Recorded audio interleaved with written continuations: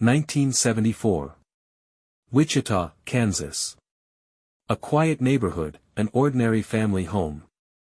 What happened inside would mark the beginning of one of America's most disturbing serial killer cases. His name was Dennis Rader. The world would come to know him as the BTK Killer. Bind. Torture.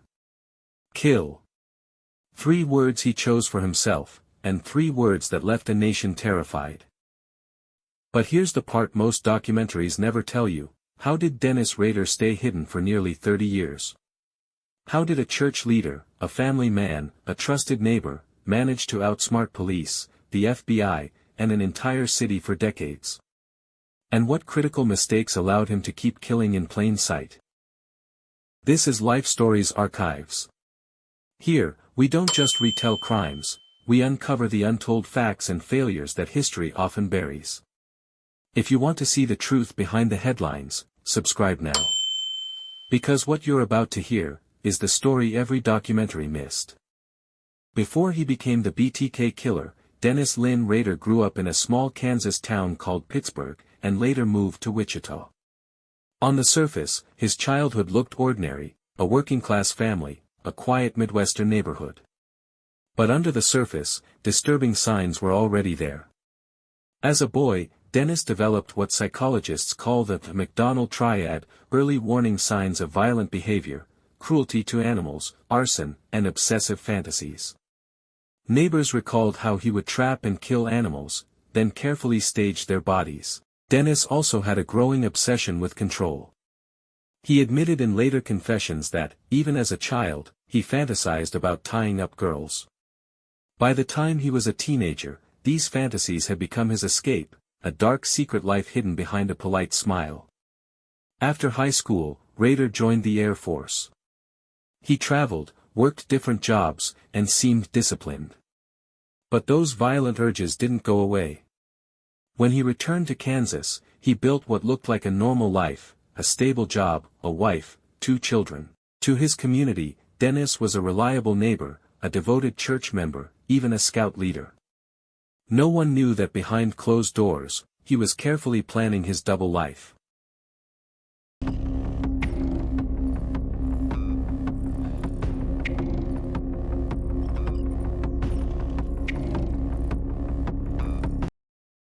January 15, 1974. A cold winter morning in Wichita, Kansas. Inside a modest home at 803 North Edgemore, 4 members of the Otero family were starting their day. Joseph Otero, a 38-year-old Air Force veteran. His wife, Julie, 33. Their children, 11-year-old Joseph Jr. and 9-year-old Josephine. What they didn't know was that someone was watching. A man who had been stalking them for weeks. A man with a fantasy he called Project Otero. Dennis Rader broke into the home, armed with a gun and his hit kit, ropes, tape, bindings. What happened next was brutal, but also revealing. Rader didn't just kill. He controlled. He tied up each family member, forcing them to watch as he carried out his twisted plan. It was his first major murder, and it showed every obsession that would define him: control, domination, and the ritual of binding his victims. When police arrived at the Otero home, what they found shocked them. A family wiped out. No forced entry. No clear motive. The murders seemed both calculated and personal. But the investigation quickly hit a wall. There were no witnesses. No fingerprints. And in 1974, DNA forensics didn't exist. The case went cold, until BTK decided to make himself known. Months later, Wichita police received a chilling letter. The writer claimed responsibility for the Otero murders. He gave details only the killer would know, and he signed it with 3 simple letters: B. T. K. Bind. Torture. Kill. With that, Dennis Rader was no longer just a suspect. He was a phantom, taunting the city, daring the police to catch him. Most killers hide in the shadows, but Dennis Rader was different. After the Otero murders, police had few leads. And that's when Rader made his move. He began sending letters. Detailed, disturbing letters, describing the murders in ways only the killer could know. And he signed them with 3 words: bind, torture, kill. From that moment, Wichita knew his name, BTK. These letters weren't just confessions. They were a game. BTK wanted recognition. He wanted the fear. In one message, he wrote, "How many people do I have to kill before I get my name in the paper?" This wasn't just murder. It was performance. And his stage was Wichita itself. The letters didn't stop. BTK sent poems, drawings, and coded notes. He described his murders in chilling detail, sometimes even suggesting names for himself, like the Wichita Strangler. But the press stuck with the name he had given them, BTK. And with every headline, his ego grew. Experts now say that Dennis Rader wasn't just killing to satisfy his fantasies. He was killing for attention. The letters gave him power. He controlled not just his victims, but the entire city. The fear was his real weapon. For nearly a decade, Wichita lived under the shadow of BTK. Every locked door, every late-night siren, was a reminder that he was still out there. Watching. Waiting. Writing. While Wichita lived in fear of BTK, Dennis Rader was living a double life. To his neighbors, he was the man next door. A loyal husband. A devoted father. The friendly church president. Even a respected Boy Scout leader. But behind closed doors, he was writing about bondage fantasies, stalking women, and planning his next kill. It's hard to imagine, but some of his most twisted murders happened right after family events. There were weekends when he would lead scout camping trips, and then come home to write out his violent fantasies. There were Sunday mornings where he led prayers at church, and Sunday nights where he sat in his car, watching his future victims. His own daughter would later say, she never suspected anything. To her, Dennis Rader was a strict but loving father. But while his family slept upstairs, Rader sometimes sneaked down to his private lair. A locked room filled with bondage photos, ropes, and writings. This wasn't just a secret life. It was 2 lives, lived side by side. Psychologists later said Dennis Rader's ability to compartmentalize was terrifying.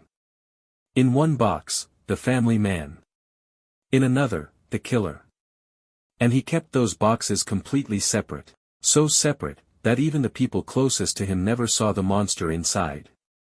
This dual life is what made BTK so dangerous. Because how do you hunt a killer, who looks just like everyone else? By the 1990s, BTK seemed to vanish. The murders stopped. The letters stopped. And many in Wichita began to wonder, had he died? Had he been arrested for something else? Or was he simply waiting? For the Wichita police, it was a nightmare. They had files, but no suspect. Clues, but no arrest. A case that had gone cold. But BTK hadn't disappeared.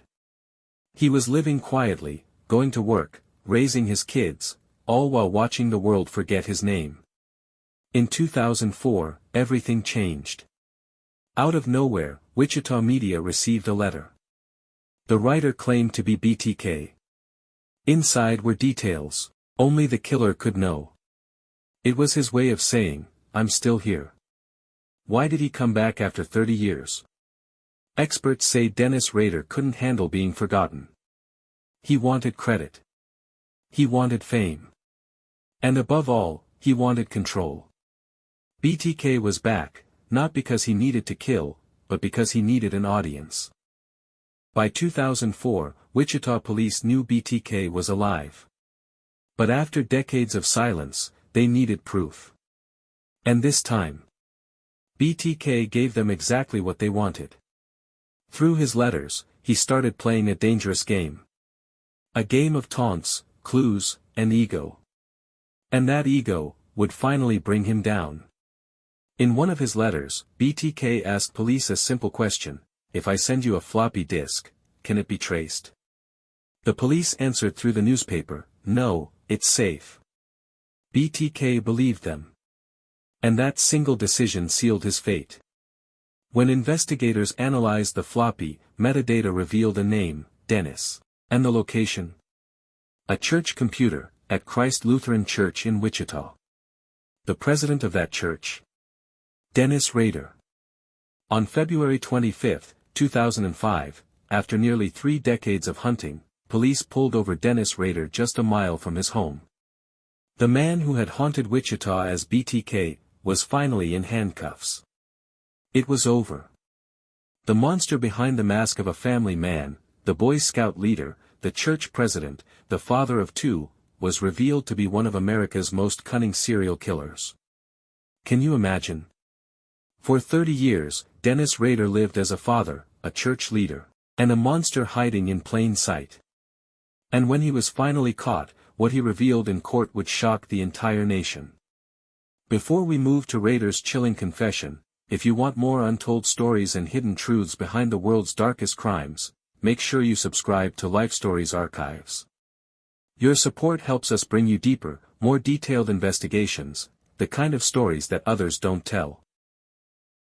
Dennis Rader, the BTK Killer, now spends his days inside El Dorado Correctional Facility in Kansas. He will never walk free again. But the shadow he left on Wichita still lingers. For decades, families lived in fear, wondering if the killer was their neighbor, their coworker, their friend. And for the victims' loved ones, the scars can never fully heal.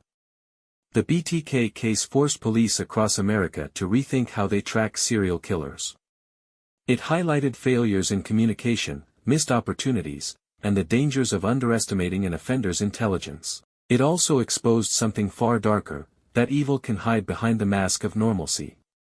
That the man who seems ordinary, the family man, the church leader, the neighbor, may be hiding the darkest of secrets. Today, Dennis Rader remains in his cell. A monster caged. But his story serves as a chilling reminder: sometimes the most dangerous predators are the ones who look just like us. This was the story of Dennis Rader, the BTK Killer. A reminder of how ordinary appearances can hide extraordinary evil. But beyond the horror, we remember the victims, innocent lives taken far too soon. Their memory deserves to live on, far louder than the name of the man who stole them. If you believe stories like these need to be told, not to glorify killers, but to honor the victims and expose the truth, then please consider subscribing to Life Stories Archives. Your support allows us to continue uncovering the darkest chapters of history, and shining a light where it matters most.